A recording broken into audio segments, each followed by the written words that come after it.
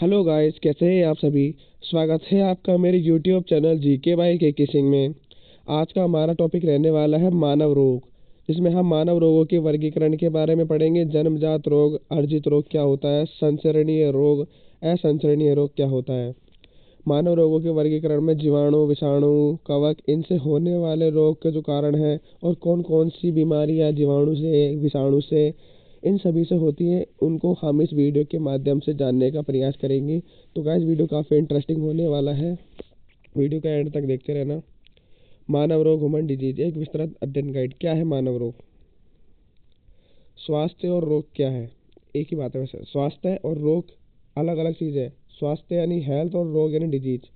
अंग्रेजी शब्द डिजीज दो शब्दों से मिलकर बना है, डिस और ईज। इसका अर्थ है असुविधा, अर्थात स्वास्थ्य में बाधा या अस्वस्थ होना। यानी जो रोग है इसका अर्थ होता है असुविधा या स्वास्थ्य में बाधा डालने वाला या अस्वस्थ होना, यानी व्यक्ति को अस्वस्थ कर देता है और उसके स्वास्थ्य में बाधा पहुंचाने वाला क्या कहलाता है? रोग। जैसे मानव रोगों के वर्गीकरण को कुछ इस प्रकार डिवाइड किया गया है। मानव रोग, जन्मजात रोग होते हैं, अर्जित रोग होते हैं। अर्थात जन्मजात रोग में होते हैं जो बालक जन्म से ही अपने साथ लेकर आता है। जब बालक का जन्म होता है तो वह जन्म से ही अपने साथ रोग लेकर आता है। जबकि अर्जित रोग होता है जो जन्म के समय तो नहीं, लेकिन जन्म के बाद ऑटोमेटिक पता नहीं कैसे उसके अर्जित रोग हो जाते हैं। संचरणीय रोग, असंचरणीय रोग। संचरणीय रोग को टू पार्ट में डिवाइड किया गया है, प्रत्यक्ष संचरणीय और अप्रत्यक्ष संचरणीय। डायरेक्ट ट्रांसमिशन और इनडायरेक्ट ट्रांसमिशन। जन्मजात रोग क्या होते हैं? ये वे रोग हैं जो नवजात शिशु के जन्म के समय से ही विद्यमान होते हैं। जन्मजात रोग का मुख्य कारण क्या होता है? आनुवांशिक विकार होता है, जेनेटिक डिसऑर्डर होता है, हार्मोन का असंतुलन, हार्मोन इनबैलेंस होता है, प्रतिरक्षा प्रणाली का सही से काम न करना, improper functioning of the immune system, यानी हमारा जो प्रतिरक्षा तंत्र है उसका ठीक से काम न करना, जिस कारण जन्मजात रोग जल्दी से बीमारी का घर पकड़ लेती है। अब जन्मजात रोग कौन कौन से हैं? हीमोफीलिया, थैलेसीमिया, सिकिल सेल, रक्ताल्पता, सिकिल सेल एनीमिया, ये जन्मजात रोग है। अर्जित रोग कौन से हैं? वे रोग जो जन्मजात नहीं होते लेकिन विभिन्न कारणों से हो जाते हैं, अर्जित रोग कहलाते हैं। हमारे शरीर पर आक्रमण करने वाले सूक्ष्म जीवी रोगाणु कहलाते हैं। ये तब आक्रमण करते हैं जब शरीर की प्रतिरोधक क्षमता कमजोर होती है। प्रवेश के मार्ग, अर्थात जो रोगाणु होते हैं वह हमारे शरीर से कहाँ से प्रवेश करते हैं? तो वह भोजन के माध्यम से प्रवेश करते हैं, पानी के माध्यम से प्रवेश करते हैं, वायु यानी हवा के माध्यम से प्रवेश करते हैं और त्वचा के माध्यम से हमारे शरीर में प्रवेश करते हैं। तो अर्जित रोग वे रोग होते हैं जो जन्मजात नहीं होते लेकिन विभिन्न कारणों से हो जाते हैं, अर्जित रोग कहलाते हैं। हमारे शरीर पर आक्रमण करने वाले सूक्ष्म जीव जो होते हैं वे रोगाणु कहलाते हैं। ये रोगाणु जो होता है भोजन के द्वारा, पानी के द्वारा, हवा के द्वारा और हमारी त्वचा के द्वारा हमारे शरीर में प्रवेश करता है और हमें बीमार कर देता है। अर्जित रोग कितने प्रकार के होते हैं? अर्जित रोग भी दो ही प्रकार के होते हैं, संक्रामक रोग, कम्युनिकेबल डिजीज, और असंचरित रोग, नॉन कम्युनिकेबल डिजीज। यानी संक्रामक रोग वो होते हैं जो एक दूसरे से ट्रांसफर हो जाते हैं, यानी एक दूसरे से फैलता है। असंक्रामक रोग जो एक दूसरे से नहीं फैलता। जैसे जानने का प्रयास करते हैं जी, सरल भाषा में बताया था आपको। ये रोग जनक जैसे वायरस, बैक्टीरिया, प्रोटोजोआ, कवक आदि से होते हैं। ये रोग वाहकों की मदद से एक व्यक्ति से दूसरे व्यक्ति में फैलते हैं। जैसे जुकाम हो गया तो एक व्यक्ति से दूसरे व्यक्ति में फैलता है। असंचरणीय रोग वह रोग होता है, ये शरीर के कुछ अंगों या अंग प्रणालियों के ठीक से काम न करने के कारण होता है। यानी हमारे जो शरीर का कुछ अंग है यदि वो ठीक से काम न करे तो उस कारण से ये असंचरणीय रोग होता है। ये पोषक तत्व, खनिजों या विटामिन की कमी से हो सकते हैं। जो असंचरणीय रोग या नॉन कम्युनिकेबल डिजीज है ये पोषक तत्वों की कमी से भी हो सकते हैं। उदाहरण या एग्जाम्पल, कैंसर, एलर्जी, मधुमेह या किसी हमारे शरीर का कोई अंग खराब हो जाने से भी कौन सा रोग हो जाते हैं? अर्जित रोगों के प्रकारों में असंचरणीय रोग हो जाते हैं। लेकिन जो संचरणीय रोग होता है वह एक दूसरे से फैलता है। जैसे जुकाम, ये एक दूसरे से फैल सकता है।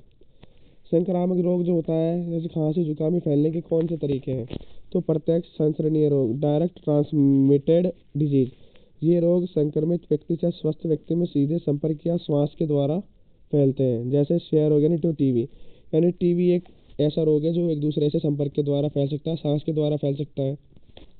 चेचक, स्मॉल पॉक्स, काली खांसी, इन्फ्लुएंजा इन्फ्लुएंजा। अप्रत्यक्ष संचरणीय रोग वह रोग होते हैं, ये रोग वाहक के द्वारा रोगी से स्वस्थ मनुष्य में फैलते हैं। ये जो रोग वाहक जो बीमार व्यक्ति है उसके द्वारा रोगी से स्वस्थ मनुष्य में फैलते हैं। जैसे मलेरिया, हैजा, पोलियो और डेंगू।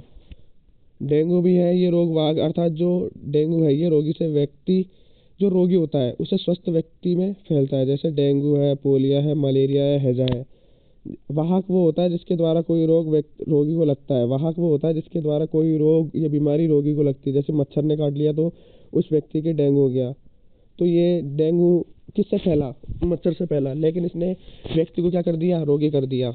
इस प्रकार अप्रत्यक्ष संचरणीय रोग और प्रत्यक्ष संचरणीय रोग ये संक्रामक रोगों के फैलने के क्या है? तरीके हैं। अब विषाणुओं से होने वाले रोग, जो वायरस या विषाणु है उनसे होने वाले रोग कौन कौन से हैं? तो guys chicken pox. Chicken pox के लिए जो रोगाणु है वो है वेरिसेला वायरस। चिकन पॉक्स के लिए रोगाणु वेरिसेला वायरस। संचरण का तरीका क्या है? यानी जो चिकन पॉक्स है वो कैसे होता है? तो वायु या सीधे संपर्क के द्वारा, अर्थात हवा या किसी से सीधे संपर्क के द्वारा जो होने वाला रोग है वो चिकन पॉक्स है। ये वेरिसेला वायरस है रोगाणु इसका। खसरा ये रूबेला वायरस से होता है जो हवा के द्वारा होता है। पोलियो वायरस से होता है। दूषित भोजन या जल को ग्रहण करने से पोलियो हो जाता है। रेबीज का जो वायरस है ये संक्रमित कुत्ते के काटने से हो जाता है। जब तो आजकल जो कुत्ते देखते हैं इनके रेबीज का टीका लगाया जाता है जिससे भी अगर किसी को काटे तो उसको कोई नुकसान ना हो। डेंगू वायरस एडिज एजिप्टी मच्छर के काटने पर, क्या? एडिज एजिप्टी मच्छर के काटने पर कौन सा रोग हो जाता है? डेंगू रोग हो जाता है। एड्स HIV वायरस से होता है। दूषित रक्तदान और असुरक्षित यौन संपर्क के द्वारा। एड्स किससे होता है? दूषित रक्तदान और असुरक्षित यौन संपर्क के द्वारा एड्स हो जाता है। एड्स। अब जीवाणु या बैक्टीरिया से होने वाले रोग कौन कौन से हैं? ट्यूबरक्लोसिस टीबी रोग के लिए कौन सा रोगाणु मुख्य कारक है? तो वो है माइक्रोबैक्टीरियम ट्यूबरक्लोसिस। क्या है? माइक्रोबैक्टीरियम ट्यूबरक्लोसिस जो जीवाणुओं से होने वाले प्रमुख रोग का कारण है या रोगाणु है। संचरण का तरीका वायु या सीधे संपर्क के द्वारा, यानी ज़्यादातर जो रोग होते हैं वो वायु या डायरेक्ट कॉन्टेक्ट के द्वारा ही ये कुछ रोग होते हैं। टाइफाइड ये एक प्रकार का जीवाणु या बैक्टीरिया से होने वाले रोग है। इसका जो रोगाणु वो है सोलमेना टाइफी। ये दूषित भोजन और जल को ग्रहण करने से होता है। दूषित भोजन और जल को ग्रहण करने से टाइफाइड रोग होता है। हैजा ब्रेवियो कोलेरी हैजा, दूषित भोजन एवं जल को ग्रहण करने से हैजा होता है। काली खांसी बॉर्डिटेला पर्टुसिस वायु और सीधे संपर्क के द्वारा होता है। कुष्ठ रोग लेप्रोसी माइक्रोबैक्टीरियम लेप्राई जो कुष्ठ रोग है उसका जो रोगाणु है वो है माइक्रोबैक्टीरियम लेप्राई। संक्रमित व्यक्ति के संपर्क, क्या? संक्रमित व्यक्ति के संपर्क के द्वारा जो रोग होता है वो होता है कुष्ठ रोग। इसका प्रमुख रोगाणु है माइक्रोबैक्टीरियम लेप्राई। फिर प्रोटोजोआ और कृमि से होने वाले रोग कौन कौन से हैं? प्रोटोजोआ जनित रोग मलेरिया ज्वर, मलेरिया बुखार। इसका जो प्रमुख रोगाणु है वो है प्लाज्मोडियम। वाहक या संचरण बैक्टीरिया ट्रांसमिशन किसके द्वारा होता है? ये एनाफिलीज मादा मच्छर के द्वारा कौन सा रोग होता है? मलेरिया रोग होता है। ये एक प्रकार का रोगाणु है प्लाज्मोडियम। काला आजार का जो प्रमुख रोगाणु है वो है लिस्टमानिया। काला आजार का जो रोगाणु है वो है लिस्टमानिया। वाहक या संचरण होता है sand fly. African sleeping sickness Trypanosoma Brucie. इसका जो वाहक या संचरण है वो है सीसी फ्लाई। इसके बाद में गाइस कृमि जनित रोग कौन कौन से हैं? फाइलेरिया हाथी पाँव। इसका प्रमुख रोगाणु है वाउचेरिया ब्रैनकॉप्टाई। वाहक या संचरण होता है एडिज और क्यूलेक्स मच्छर के द्वारा। एस्केरिस लुम्ब्रिकोइडस जो एस्केरियासिस रोग है इसका जो रोगाणु है वो है एस्केरिस लुम्ब्रिकोइडस। इसका जो वाहक या संचरण है वो है दूषित भोजन एवं जल के द्वारा होता है। तो ये हो गया प्रोटोजोआ और कृमि से होने वाले रोग। अब प्रमुख असंचरणीय रोग कौन कौन से हैं? तो प्रमुख असंचरणीय रोग है मधुमेह यानी डायबिटीज। अग्नाशय से इंसुलिन हार्मोन का स्राव कम होने से रक्त में ग्लूकोज की मात्रा क्या हो जाती है? बढ़ जाती है, जिस कारण मधुमेह हो जाता है। क्या? अग्नाशय में इंसुलिन हार्मोन का जो स्राव कम होने से रक्त में ग्लूकोज की मात्रा बढ़ जाती है। दूसरा है कैंसर, जो ये प्रमुख असंचरणीय रोग है, मेजर नॉन कम्युनिकेबल डिजीज है ये। पहला मधुमेह, दूसरा कैंसर। क्या है?